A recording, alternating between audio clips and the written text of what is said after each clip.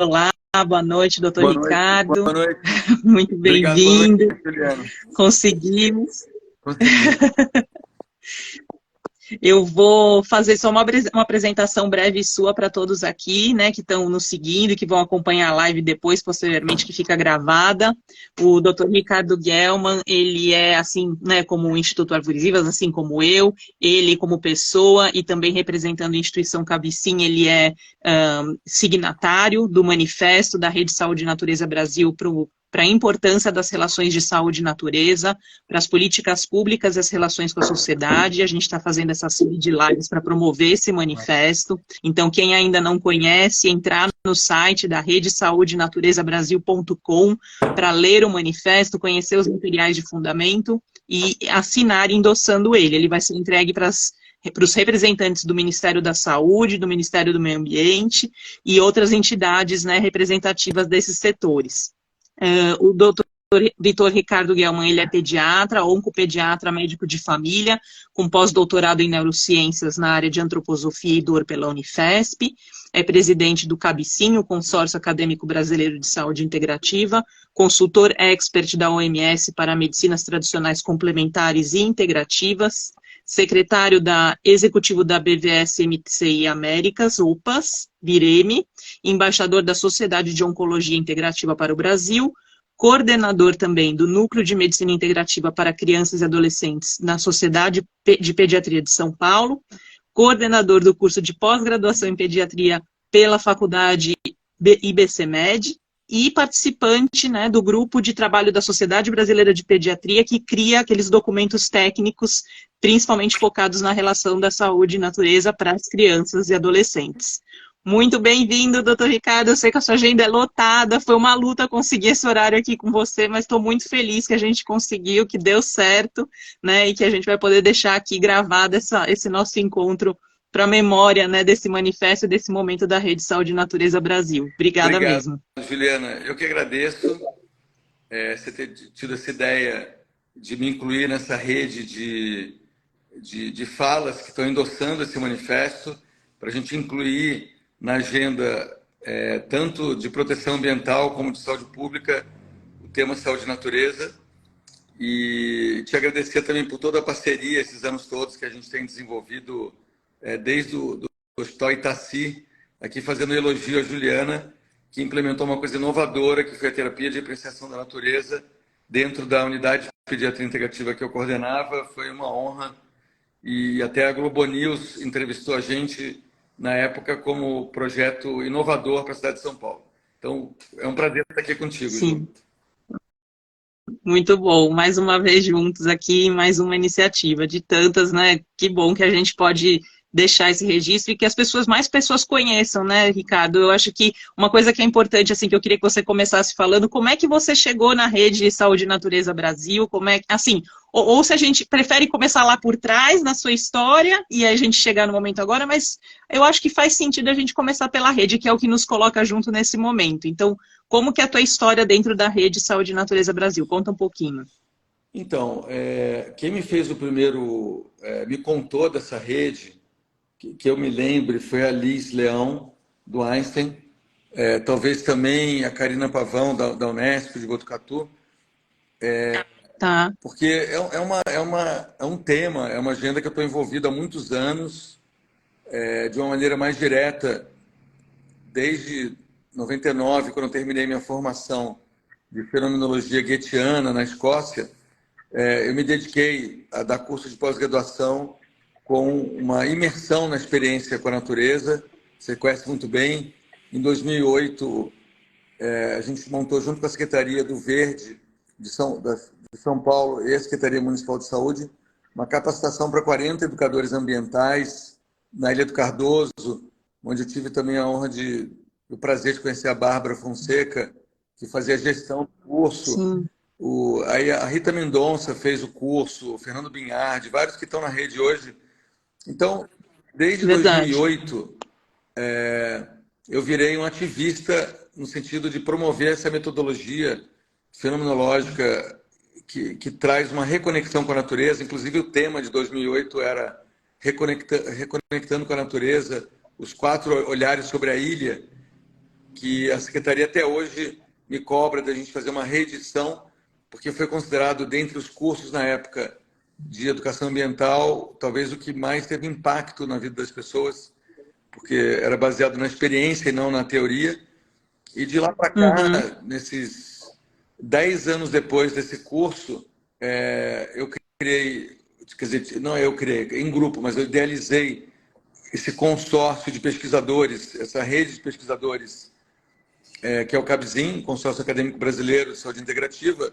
Existem 3 no mundo, né? Estados Unidos, Holanda e Brasil, e que concebe a ideia de que para a saúde ampla do ser humano, isso obviamente começou a fazer parte desse movimento mundial, vamos dizer, durante a pandemia, esse acordar para a compreensão de que a relação do ser humano com a natureza ele é fundamental para a gente pensar em saúde humana, ou seja, a saúde humana indissociada da saúde planetária.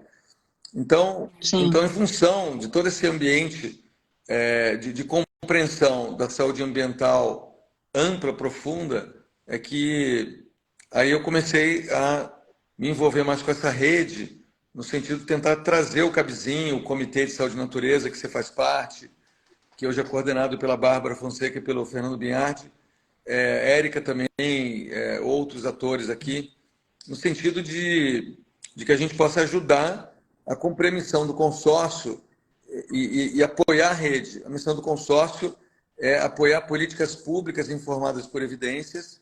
A gente tem trabalhado com a BIREME, que é o Centro de Informação da OPAS, elaborando até hoje 25 mapas das melhores evidências, que são as revisões sistemáticas, para apoiar políticas públicas. Então, a gente agora está começando a fazer o nosso mapa da saúde e natureza. Então, eu entrei na rede para ver como é que a gente pode, em grupo, coletivamente, ter um impacto, né? É muito bom, né? Porque muitas pessoas estão colaborando e, como você mesmo disse, fazem parte, né, do comitê, diversas delas, né, em níveis diferentes de participação, e tem sido muito bonito como esse movimento ele é cíclico e essa espiral ela vai se ampliando, né? Ela vai ganhando mais corpo, mais força de impacto. É muito legal ver isso. E conta um pouco, então, um pouco mais desse curso. O que foi essa relação, né, Guetianística? O que é esse método que foi aplicado nessa experiência lá de 2008? Que tipos de impactos, né, foram promovidos? Qual que foi a imersão? E quando você acha que a gente vai poder viver essa reedição do curso? Olha, eu acho que assim, existe um grande tema na relação entre ser humano e natureza, que é o encontro com a natureza. Uma criança pequena, e aqui já quero puxar também um outro eixo da nossa conversa, eu como pediatra, como parte do GT Saúde e Natureza da Sociedade Brasileira de Pediatria, que a gente tem desenvolvido vários documentos. A criança tem naturalmente uma relação com a natureza muito mais direta, menos cognitiva, menos intelectual e mais experiencial através dos sentidos. Normalmente, ao longo do desenvolvimento da criança, especialmente na adolescência, vai havendo uma ruptura, um processo de desconexão, que é um processo que resgata a história da humanidade, que em épocas talvez menos intelectuais, épocas mais antigas, a relação também devia ser muito mais direta, né? Em épocas não da cultura não escrita.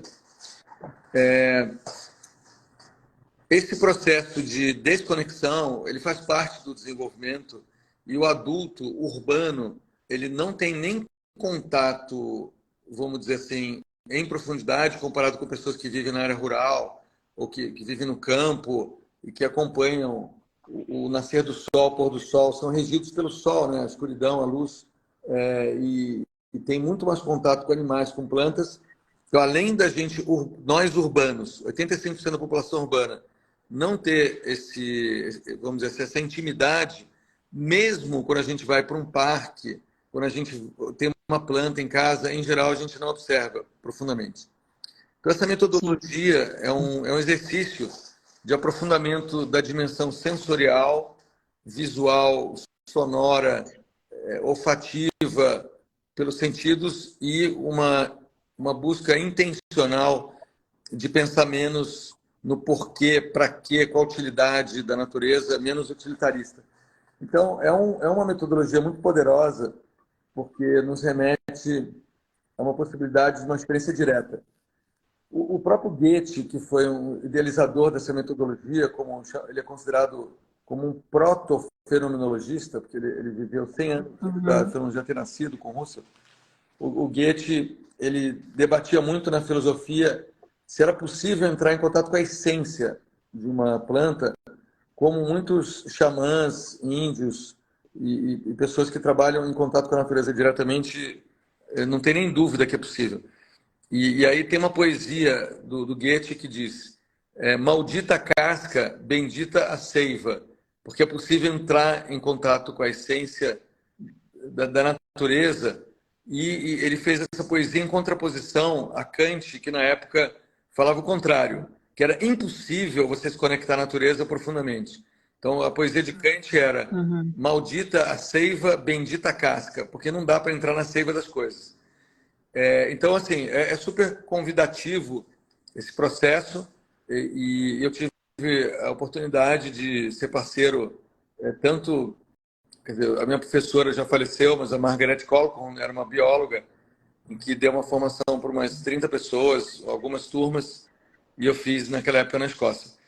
E o Louis Bolk Instituto é um instituto na Holanda que trabalha com agricultura, nutrição e medicina, que promove essa metodologia. Então também tem essas parcerias que vários outros no Brasil têm desenvolvido essa metodologia. Então, se a gente puder trazer isso cada vez mais como experiência, a gente está programando agora um curso em Florianópolis, daqui a umas 2 semanas.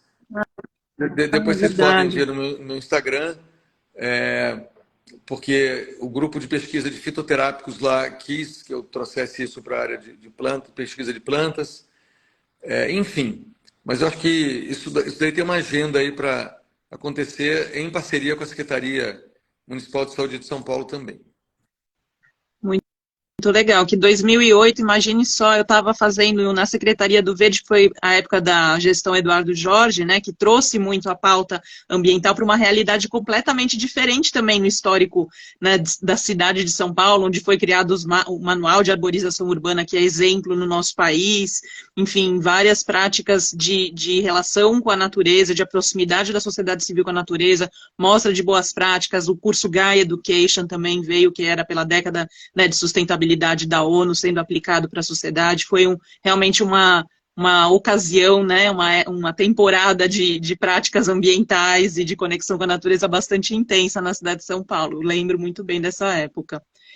E me conta um pouco desse grupo de trabalho, então, Ricardo, do Dr. Ricardo, da parte da Sociedade Brasileira de Pediatria. A gente acompanha, né, os materiais, o próprio manual, né, que foi lançado, o manual de orientação, com apoio também do Instituto Alana.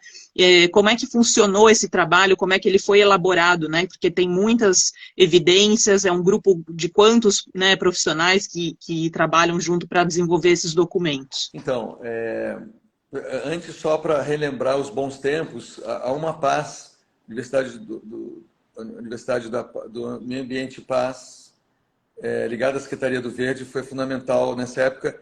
E só para fechar, naquela época também a gente bolou um curso de estudar plantas medicinais no Parque Ibirapuera, no Viveiro Manequim Lopes, colocando as plantas no centro como docentes, professores. E aí tinha um professor de medicina chinesa que falava daquelas plantas da visão chinesa, outro da Ayurveda, outro da antroposofia, e a gente percebeu que modernamente, do século XIX para cá, se rompeu com a percepção das plantas, a percepção morfológica sensorial, e entramos na química. Então hoje o estudo das plantas e da natureza ele ficou reduzido a uma química. É muito interessante olhar isso, né? O movimento do reducionismo. Uma coisa que eu nunca vou me esquecer, lembrando do curso que fizemos lá em Ouro Preto, se eu não me engano, né, em Minas, eu acho que foi 2019, ou se eu não me engano, uma coisa que você falava muito de enxergar o mineral no vegetal, o animal no vegetal, né, então todos os outros elementos dentro mesmo do reino vegetal, e isso para mim foi uma abertura de mundo maravilhosa. Eu não consigo nunca mais, né, encontrar com uma planta e não perceber todos os outros reinos, né, unidos na expressão de cada espécie, assim, é realmente uma Eu já percepção muito vou incrível. voltar para a Sociedade Brasileira de Pediatria, que você me perguntou, mas só para explicar um pouco melhor para quem está nos ouvindo essa relação do mineral, do animal com a planta, é que a gente tem 3 ciclos evolutivos no planeta Terra da flora. O período proteofítico, mesofítico e xenofítico. São as 3 explosões de crescimento da natureza vegetal. E no primeiro período, eram basicamente folhas que tinham. Samambaias, isso foi muito... Samambaias, junto com os trilobitas, que são os primeiros seres vivos do planeta Terra. Depois veio as árvores, que é como se fosse o mundo mineral entrando, né, com a formação do tronco, e o lado vegetativo mesmo ficou nas pontas, nos galhos. E só depois que surgiram os grandes mamíferos, mamutes, quase chegando perto já recente na evolução do planeta, é que surgiram as flores. Então muita gente não sabe, uma flor veio depois das aves. E isso é totalmente dentro de assim, o padrão da flor é um padrão evolutivo com metabolismo bem animal, ácido, não perene. Então, assim, é muito interessante olhar várias gerações do mundo vegetal coexistindo agora no nosso jardim, nos parques. E quando a gente estuda isso de uma maneira evolutiva, isso é muito lindo. Mas agora, voltando para a pergunta bem pragmática que você me fez, Sim. eu acho que a Sociedade Brasileira de Pediatria ela foi muito inspirada pelo Instituto Alana, que aqui a gente tem a Bebel como exemplo, né? Mas na época era a Laís também. Era um grupo que trouxe esse debate para a pediatria, considerando o seguinte: o Richard Louv, que é o pai do movimento que definiu o conceito síndrome de privação da natureza na Califórnia, que juntou 10 mil famílias, ele percebeu que o maior influenciador social para a mudança de hábitos da relação da família com a natureza são os pediatras, mais do que professores e mais do que a sociedade, mais do que assim, a classe, vamos dizer, profissional que tem maior capacidade de criar mudança de hábitos é a pediatria. Então, a partir desse movimento, eu aqui em São Paulo, o Daniel Becker lá no Rio, a gente fez parte do lançamento, junto a convite do Instituto Alana. Eu fiz o debate no Jardim Botânico do Rio, eu sendo de São Paulo, e o Daniel Becker veio para o Ibirapuera. E foi um lançamento lindíssimo, que o próprio Richard Louv veio pessoalmente, a gente conversou. Eu também estava lá, Foi foi incrível incrível. mesmo. O movimento de debate dessa mudança geracional, de que a gente não tem mais a voz em contato com a natureza. A última geração de contato com a natureza já morreu, né? Nossos bisavós.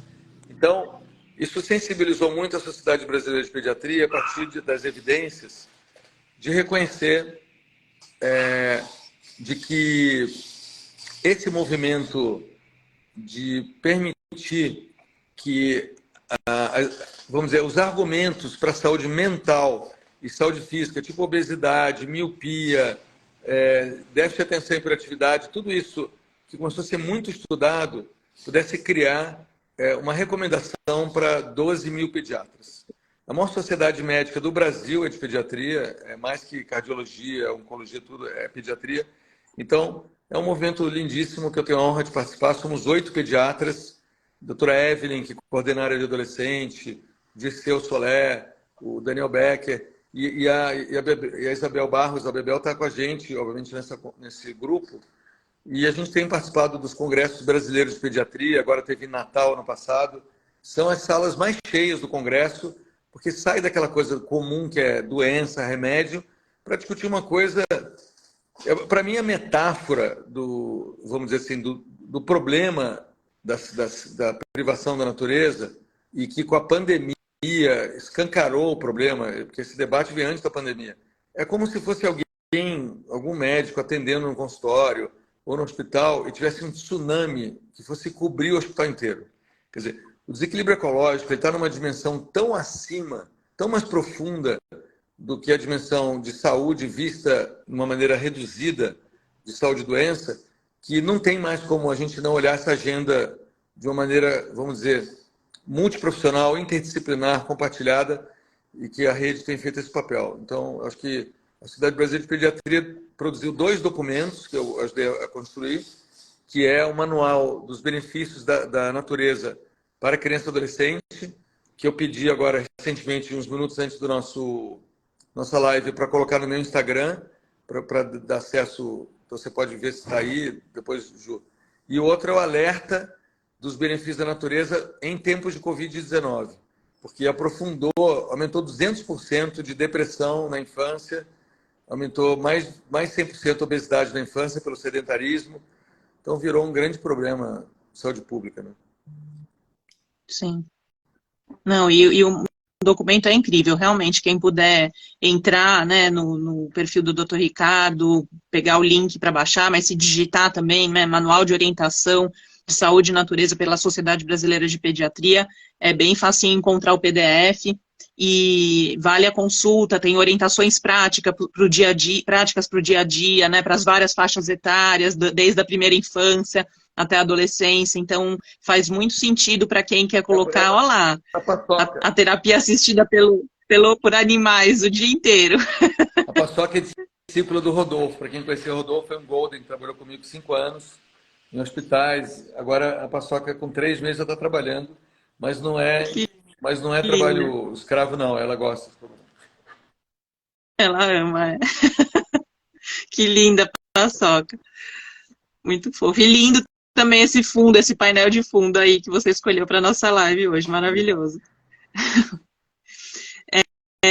E conta pra gente, então, um pouquinho do trabalho do Cabicim nos mapas de evidência, doutor Ricardo. Eu acho que isso é uma ferramenta também que ainda poucas pessoas, né, assim, mais do dia a dia, ou mais comuns, vamos dizer, que não necessariamente estão inseridas no âmbito de saúde, mas que gostariam, né, de compreender, né, quais os principais orientadores para diferentes tipos de tratamentos, porque como é que a gente olha, né, para a questão de saúde integrativa? Eu acho que você podia começar por aí, né? O que é a saúde integrativa, como que a gente olha para a medicina integrativa, para as práticas tradicionais e complementares em relação aos tratamentos convencionais. Eu acho que isso é uma grande questão importante de você trazer, e como que os mapas, né, de evidência, eles colaboram para que esse trabalho da saúde integrativa e práticas de medicina integrativa façam parte do nosso dia a dia com a Política Nacional de Práticas Integrativas, enfim, como é que está colaborando esse material para o dia a dia da saúde da população brasileira, né? Então, mais ou menos no ano 2000, um pouco antes, a OMS, a Organização Mundial da Saúde, ela percebeu que mais de 1/3 da população mundial trata com outras formas complementares e tradicionais de cuidado, que não é a nossa medicina convencional, e começou a perceber como esse movimento de integrar as medicinas tradicionais que eu chamo, são as medicinas das tradições dos povos originários. Então, seria a medicina tradicional chinesa na China, que tem 5.000 anos, a ayurvédica na Índia, que tem 7.000 anos, aqui no Brasil seria a medicina indígena. Tudo isso vem desde que se estruturou o modelo de formação biomédico, alopático. Essas formas de cuidado, de entendimento, elas ficaram ao largo, né? Ficaram, vamos dizer assim, sem o diálogo no modelo mais assim, alternativo. E na década de 90, por um movimento nos Estados Unidos, induzido pelo NIH, que é o Ministério da Saúde norte-americano, começou a se investir 150 milhões de dólares por ano em mais de 70 universidades que se estruturaram como um consórcio acadêmico de saúde integrativa em 2002 para buscar as evidências e incorporar, a partir das evidências, no cuidado do ser humano de uma maneira mais ampla. Então, esse movimento ele exige na sua base as evidências científicas. Foi criado em 2018 a Biblioteca Virtual em Saúde da BIREM, que é o Centro de Informação da OPAS, junto com o Consórcio Acadêmico Brasileiro, nasceu junto num congresso internacional que o Ministério da Saúde patrocinou, e que se vocês entrarem BVS MTCI, botar no Google, entrar, vocês vão ver que tem 1.700.000 publicações na área. E os mapas de evidência foi um pedido do ministro da Saúde na época, era o Mandetta, que numa reunião que a gente fez no Ministério da Saúde, ele pediu as evidências e... só um minutinho, eu vou ter que fazer uma pausa porque a paçoca está... Não dá, não consigo. Eu tenho que só pegar a paçoca aqui. Vem cá, paçoca. Isso faz parte da intervenção da natureza no meio da palestra. Pronto. Eu consegui prender. Sim. Pronto, consegui. Fica tranquilo. Mas assim... É um bebê verdade, aí. mas assim... O tema é chamado pela OMS Medicinas Tradicionais Complementares Integrativas, que propõe a inclusão de políticas públicas. Hoje existem 98 países com políticas nacionais na área. O Brasil... Ai, passou que não está deixando eu falar. Eu vou ter que mudar de novo. O Brasil é um dos 98 países e temos 29 práticas integrativas dessa área. O tema natureza tem sido enxergado como um conceito novo, que é soluções baseadas na natureza. Eu vou mudar de lugar aqui, desculpem, para a gente poder ter mais privacidade. O mundo animal nem sempre é calmo. Então, assim, os mapas... Várias aulas durante a nossa conversa hoje aqui, junto com a paçoca. Os mapas de evidência, eles buscam uma metodologia de buscar as melhores evidências para políticas públicas. As melhores evidências que os gestores municipais, estaduais e federais usam são as revisões sistemáticas de estudos clínicos. Então, até hoje, o consórcio, junto com a Bireme, produziu 25 mapas de evidência e agora a gente está fazendo 2 novos, que é o mapa de evidência Saúde e Natureza e o da Pediatria Integrativa. Incluindo, e aí a gente está num momento assim, muito interessante, porque só dá para fazer o mapa quando você tem volume de pesquisa suficiente para influenciar gestores ou tomadores de decisão, né, a nível político.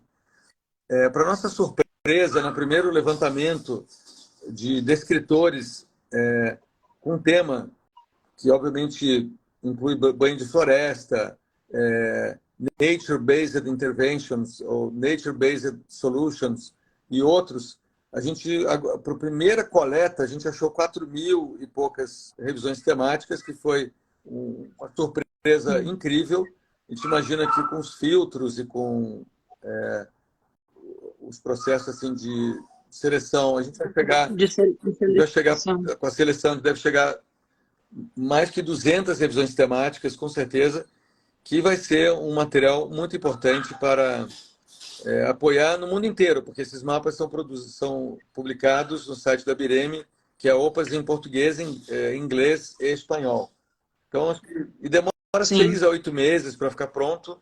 A gente tem 1 mês de trabalho, então imagino que até o final do ano a gente vai ter esse material distribuído amplamente para ser divulgado por todas as instituições na área.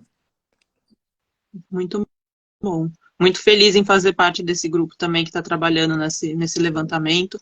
E é incrível, realmente, não tem ainda um consenso de terminologia, né, de palavras-chave, ainda são muito diversificadas, e também, na verdade, é o tipo de pesquisa muito abrangente que tem muitos olhares, né, desde do campo das águas, o campo da relação com os animais, o campo com a relação com as florestas, e os serviços ecossistêmicos também, né, como a gente inseriu na última definição lá de grupos de palavras-chave para fazer a busca. Então, são realmente muitos aspectos da relação com a saúde e natureza que precisam ser olhados e que eu acho que o mapa de evidências vai ser realmente muito pioneiro, né, em trazer esses dados para a população e para as políticas públicas. Vai fortalecer muito esse trabalho que a própria rede está fazendo.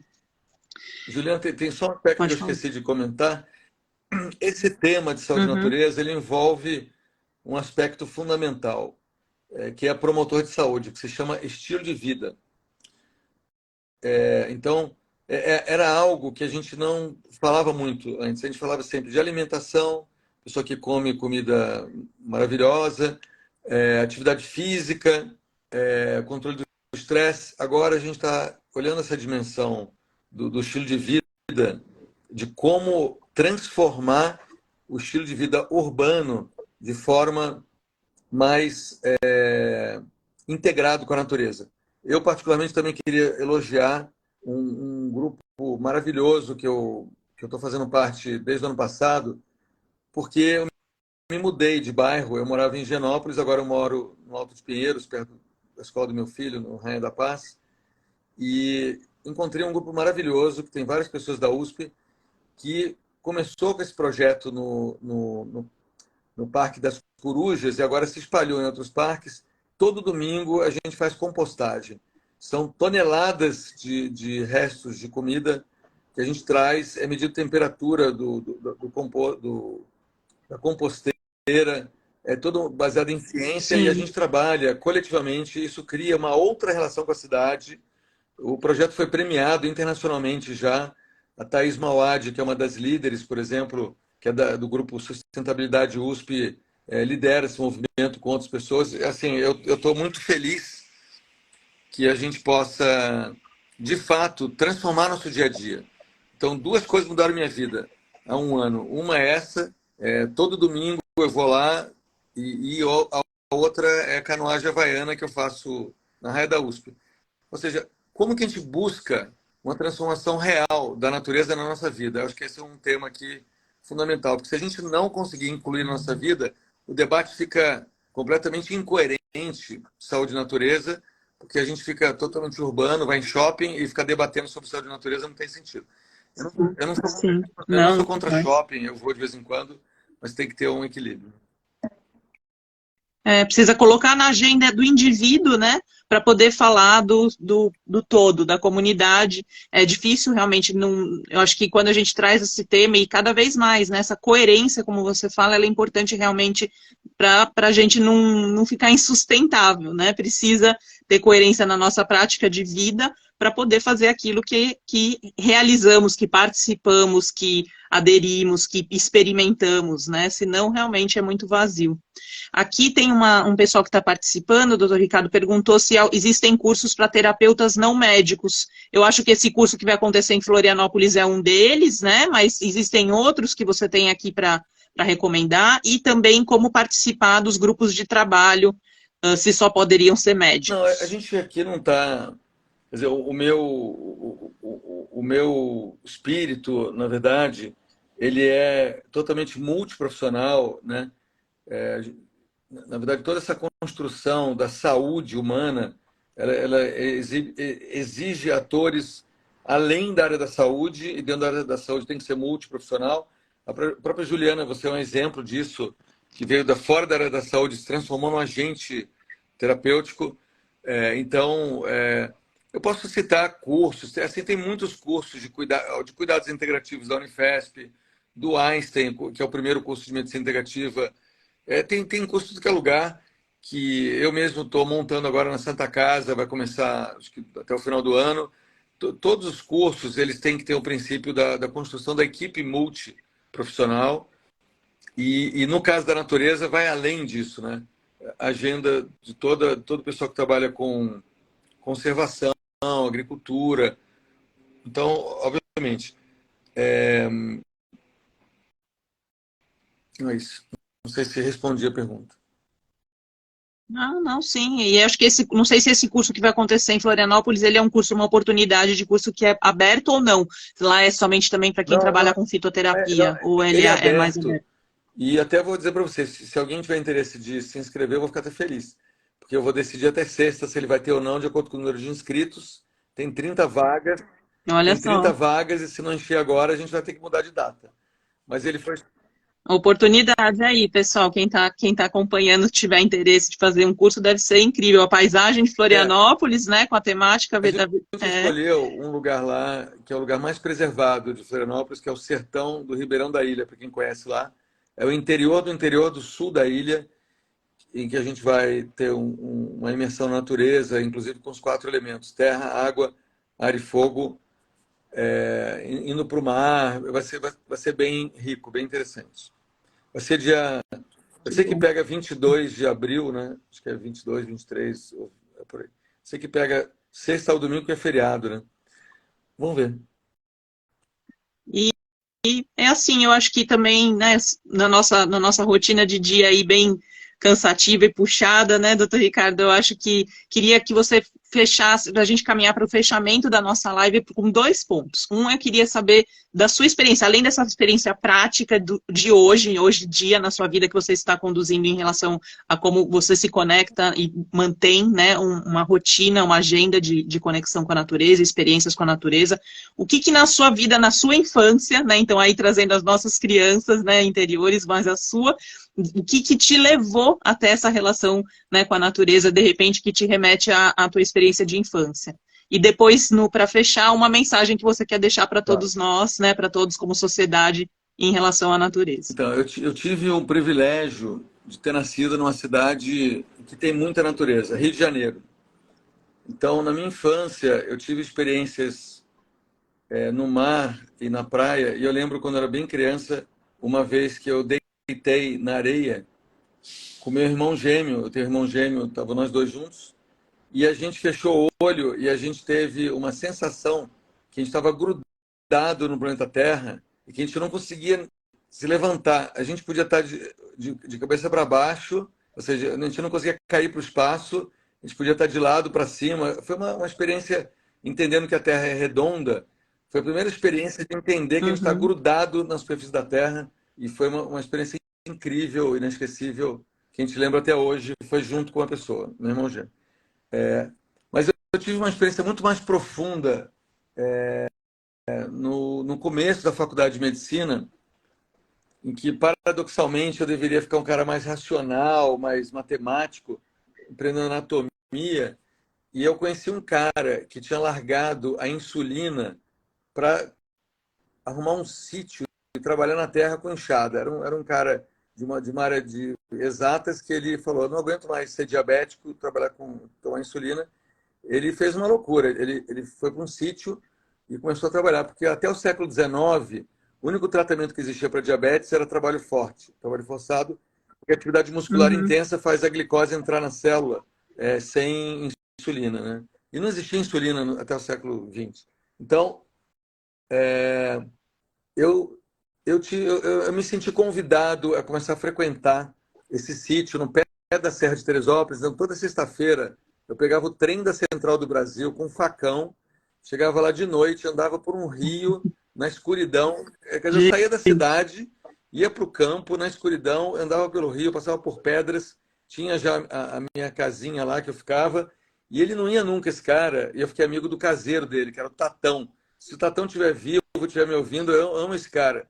O Tatão era um homem negro com um pé torto congênito, um sábio da natureza, que me ensinou uma coisa fundamental. Toda vez que ele ia roçar a terra, ele falava baixinho, eu não conseguia ouvir o que ele falava baixinho. Aí um dia eu tive coragem de perguntar para o Tatão: Tatão, o que você fica falando aí? Estou pedindo licença. Ah, Então, esse cara me ensinou a pedir licença antes de cortar uma planta, todo respeito, entendeu? Então, assim, essa experiência durou 2 anos da minha vida, dos 17 aos 19 anos de idade. Acho que foi altamente curativa, então devo muito ao professor Tatão, que era analfabeto, essa experiência. E, e qual que é a outra pergunta? Uma mensagem que você quer que eu dê? é. Linda A minha, experiência, acho que assim, a lindas. minha experiência é o seguinte: a minha mensagem é: não envelheça. Não envelheça. Envelhecimento é uma coisa interna, não é o corpo. Eu vou fazer 60 anos esse ano e estou me sentindo mais jovem do que há 10 anos atrás por causa de projetos, de estar realizando o que tem que realizar. Acho que assim, todo nós, acho que a gente veio aqui na Terra não para alimentar o ego e para ficar reconhecido, e sim para fazer projetos que tenham impacto, entendeu? Impacto social para os outros. Acho que isso é um aprendizado que tem a ver com longevidade, assim, projetos, e o outro é conexão com a natureza. Quem está conectado com a natureza não envelhece, porque você tem que passar debaixo de porteira, então não fica com artrose. Você tem que nadar no rio, você tem que sair correndo de um cachorro. Então, Acho que é isso. É a questão de entender que a gente está numa geração única que pode viver até 100 anos, se inscrever numa corrida, que para se inscrever tem que ter 100 anos. Isso tem em Paris. É o único país. Paris tem essa corrida. Então, para se inscrever tem que ter 100 anos. Então, Olha o que eu só. desejo para todos aqui é que a gente se inscreva nessa corrida, todos nós, quando a gente tiver 100 anos. Então, acho que é a mensagem que eu dou aí para todo mundo. Muito bom. Muito grata, doutor Ricardo. Obrigada mesmo pelo seu tempo, por essa troca que a gente teve aqui. E convido novamente todo mundo que ainda não acessou a entrar lá e assinar na rede saúdenaterezabrasil.com o manifesto. Uma boa noite para todos e todas. Obrigada. Não, isso é uma Fale. coisa que não é mensagem, assim, mas uma coisa do manifesto importante, né? A gente tem que conseguir influenciar os gestores, que essa agenda ela entre, e a gente está com uma oportunidade que o governo novo é muito mais aberto.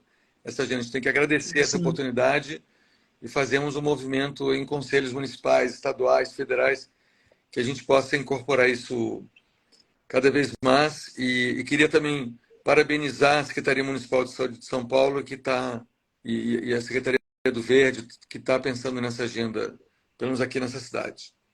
Grande, grande sim. abraço para todos. Isso aí. Um grande Beijo. abraço. Obrigada e parabéns pelo teu trabalho. Obrigado. Beijo, beijo. Tchau, Tchau, tchau, tchau. gente.